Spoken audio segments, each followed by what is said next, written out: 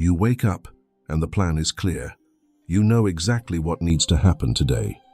And then you don't do it. Not because you're tired, not because something came up. Just that quiet voice that says, not yet, maybe after lunch, maybe this evening, maybe tomorrow when you'll have more energy. And the day passes, and the thing is still there, untouched, exactly where you left it yesterday. You tell yourself tomorrow. Tomorrow comes. Same thing happens. A week passes, then a month, then you stop counting. And slowly, something worse than failing starts happening. You stop trusting yourself because you keep making promises to yourself that you don't keep. And a person who can't trust themselves can't build anything. You are not lazy. Lazy people don't feel guilty. You feel guilty every day. You are not weak. Weak people don't have plans this clear.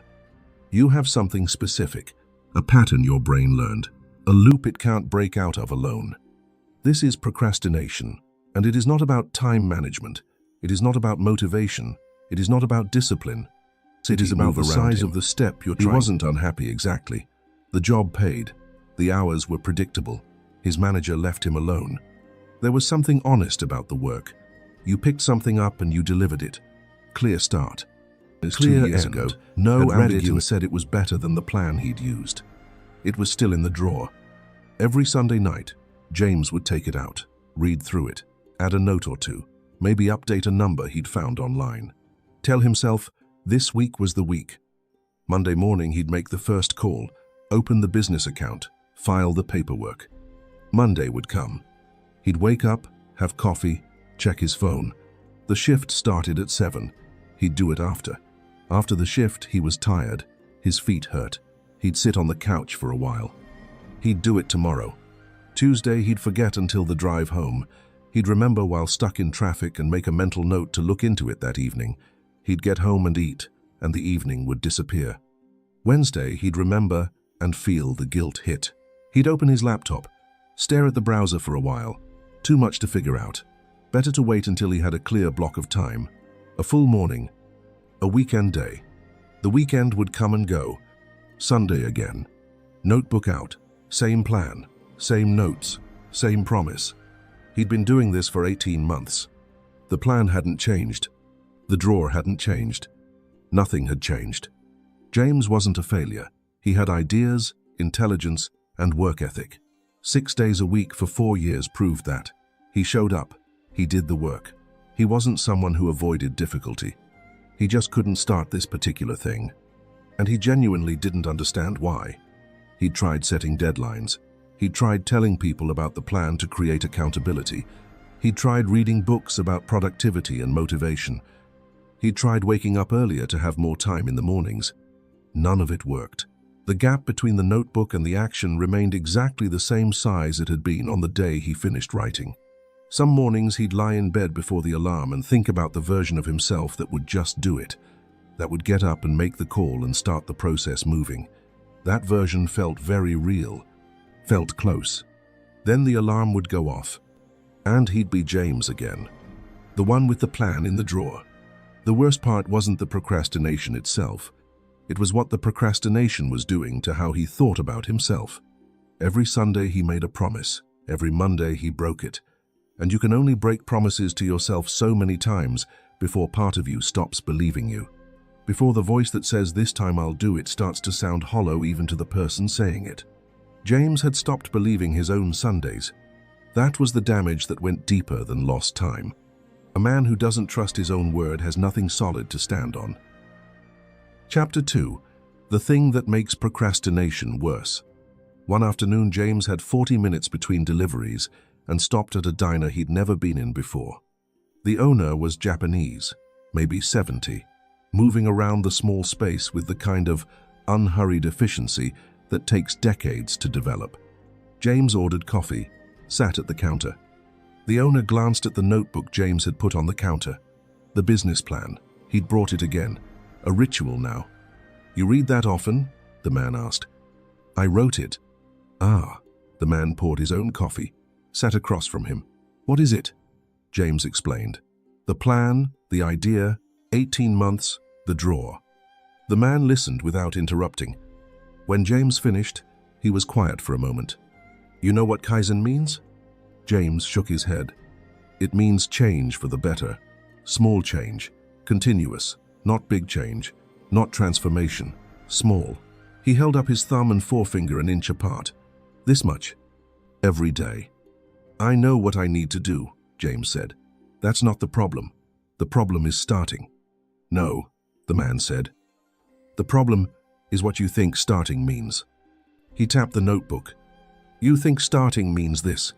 The whole plan, all at once, ready to go. James said nothing because it was true. Your brain sees this and it says, not today, too much. Come back when you are ready, and you listen to your brain, and you come back Sunday, and your brain says the same thing again. He stood up, walked to the counter, came back with a pen and a paper napkin. Kaizen says something different. Kaizen says the start is not the plan. The start is the smallest possible piece of the plan. Here's what Kaizen understands about procrastination that modern self-help gets completely wrong. Procrastination is not laziness. It is a threat response. When your brain perceives a task as large, uncertain, or threatening to your self-image, it triggers avoidance. The same mechanism that kept your ancestors alive by avoiding danger now keeps you from opening your laptop. The threat your brain is responding to is not real, but the response is, you feel it as resistance, as the pull towards something easier, as the voice that says not yet. Motivation doesn't fix this. When you try to push yourself through with motivation, you are fighting the threat response with willpower. And willpower is a limited resource. It depletes through the day. It depletes when you're stressed or tired or hungry. The threat response doesn't deplete. It's always there.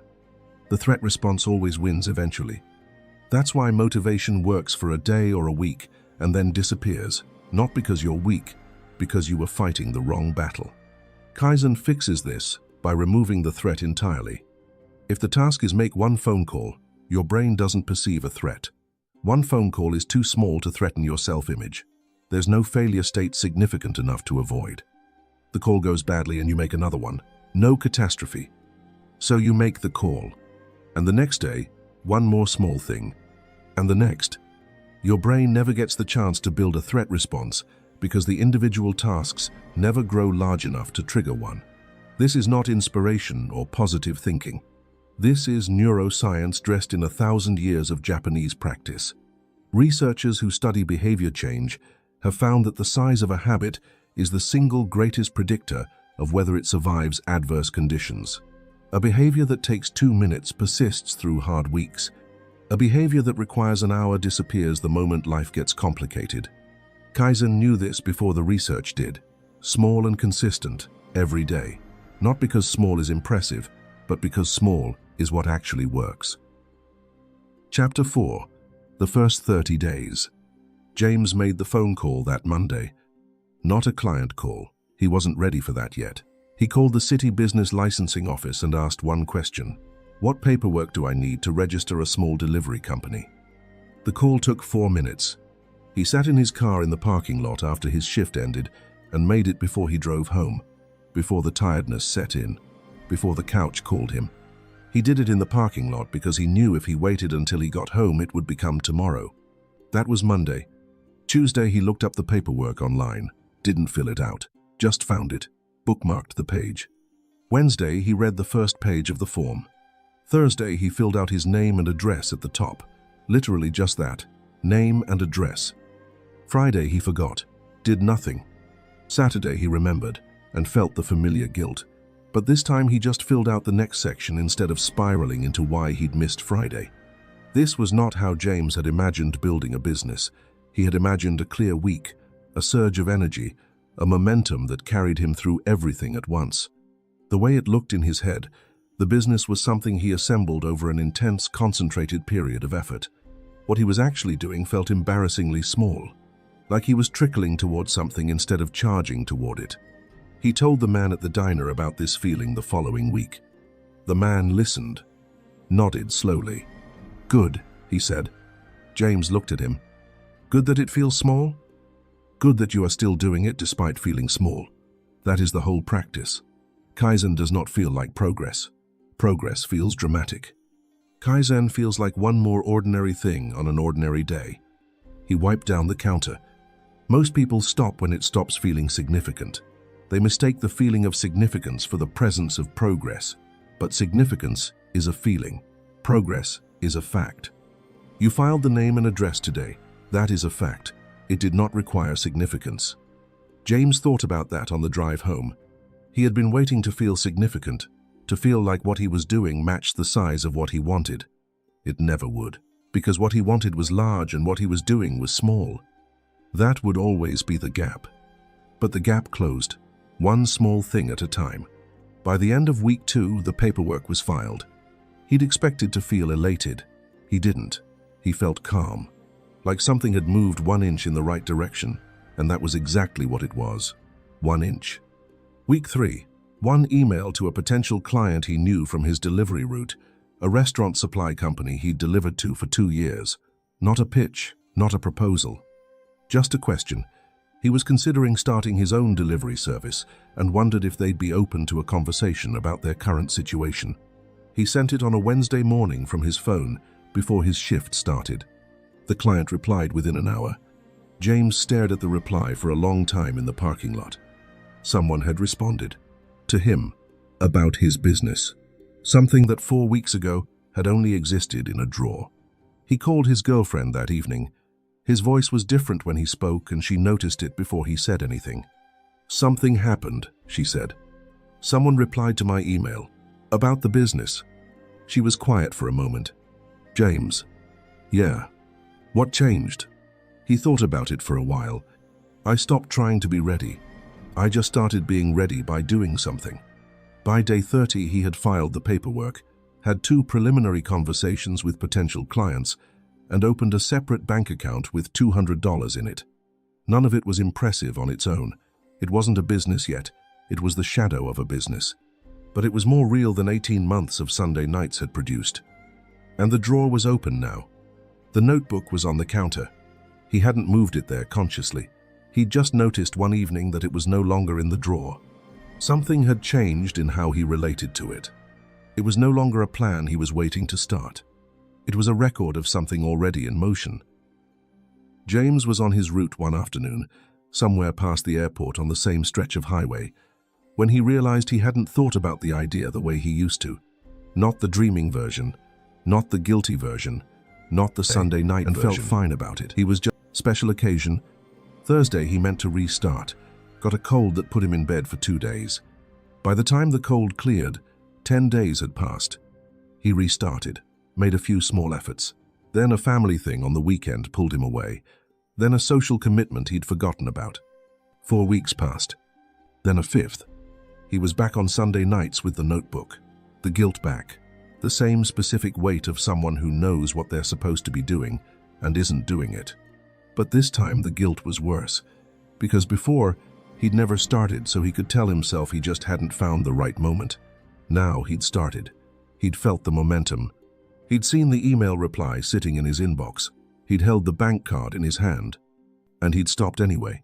He felt worse than before he'd begun, because now he knew he was capable of doing it and was still choosing not to. Or that's what it felt like, a choice, a failure of character, proof that even when he knew how, he couldn't sustain it. He went back to the diner. The man was there, same efficiency, same unhurried movement around the small space. James ordered coffee and told him what had happened. The man listened, poured his own coffee, sat across from him. You stopped, he said. I know. Why? James listed the reasons. The work schedule, the illness, the girlfriend's birthday, the family thing.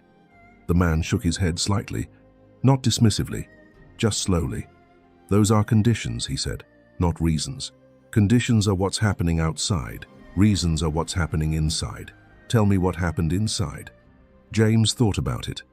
I think when things were going well, I started feeling like the small steps weren't enough, like I should be doing more, going faster. And when I couldn't do more, I didn't do anything. Like, Tem. The man looked at him steadily. Yes, this is what kills Kaizen for most people. He turned his coffee cup in his hands. They start small because they have to, because they cannot start big, and it works. Things move. So they decide that small was temporary. The size adjusts. The continuity doesn't. James sat with that. So I wasn't failing because I stopped during hard weeks. I was failing because I thought easy weeks meant I should be doing more. Yes, you were punishing yourself for your own progress. You moved from small because things improved. And when things stopped improving as fast, you had nothing to return to. He refilled James's coffee. Go home. Start again. Not bigger than before.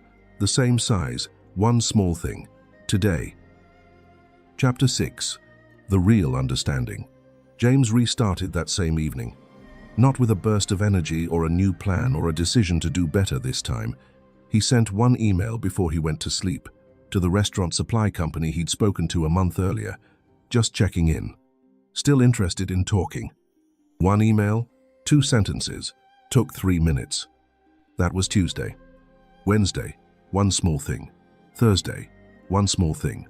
The week passed. He did his thing each day, sometimes in 5 minutes, sometimes 20, but always one thing, and always done. And this time something was different in how he understood what he was doing. Before, he'd been using Kaizen as a technique for getting started, a temporary measure to get the momentum going until he could do the real work. Now he understood it differently. Kaizen was not a technique. It was a permanent relationship with progress. The Japanese concept is rooted in something deeper than productivity. It comes from an understanding of the self that is fundamentally different from the Western one. In the Western model, you are a person with fixed characteristics. You are disciplined or you are not. You are a starter or you are a procrastinator. You have the thing it takes or you don't. In the Japanese model, the self is not fixed. You are a person in continuous process. The question is not what kind of person you are. The question is what direction the process is moving. And the direction of the process is determined by the smallest daily choices. A master calligrapher in Japan does not practice every morning to maintain his skill level.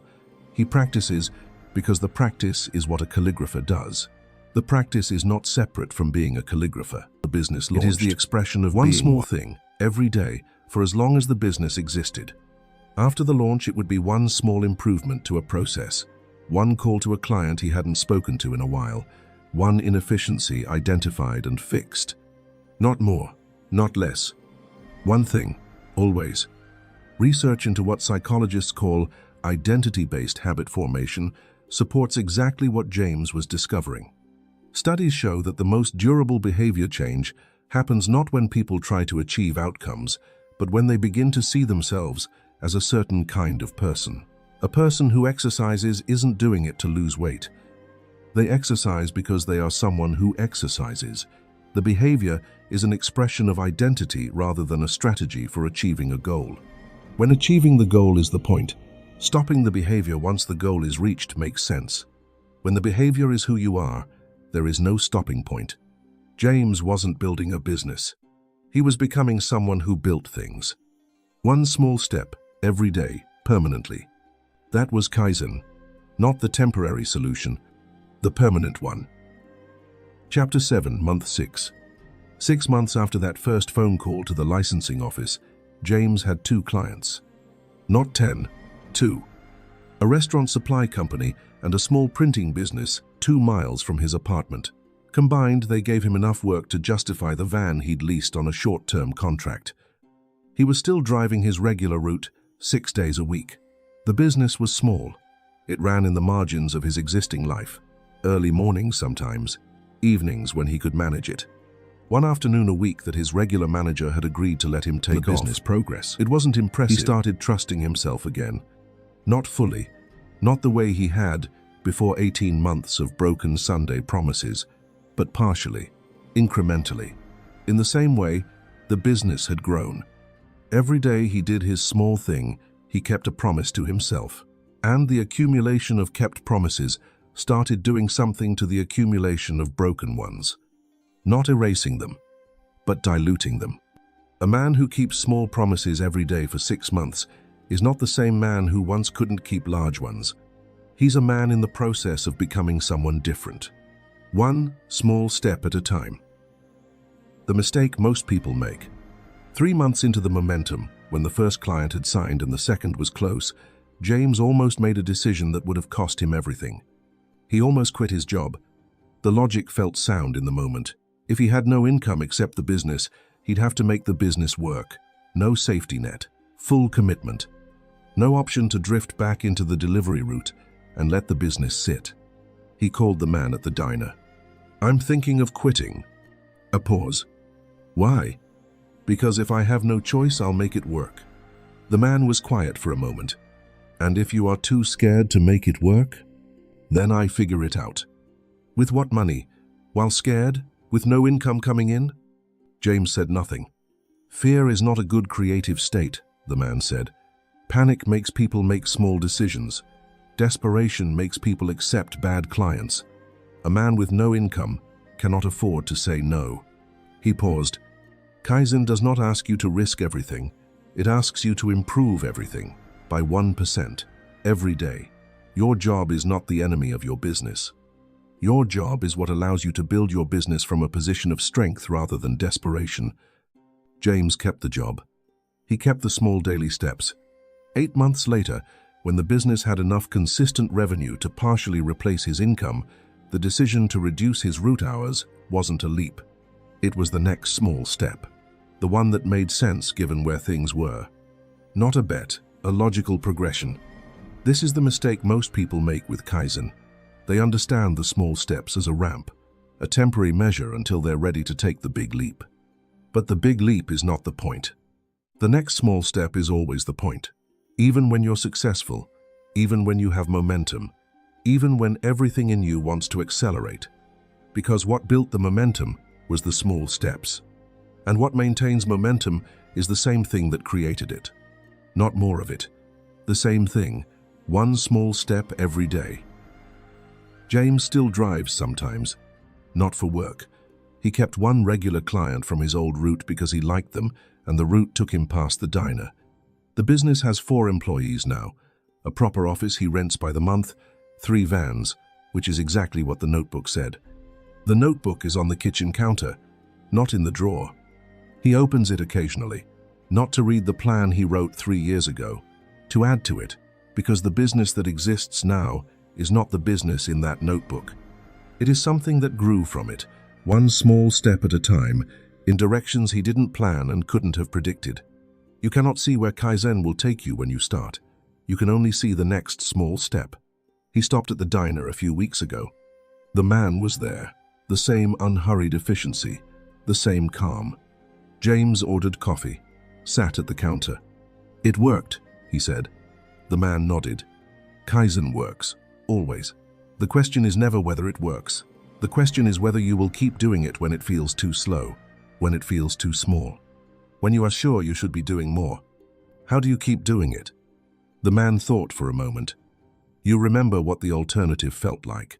Sunday nights, the notebook in the drawer, the same plan for 18 months, the guilt. He poured coffee. Small and moving is always better than large and still. James drove home that afternoon on the same stretch of highway past the airport. The same road. A different person using it. Not because he found motivation. Motivation had come and gone 100 times in 18 months and changed nothing.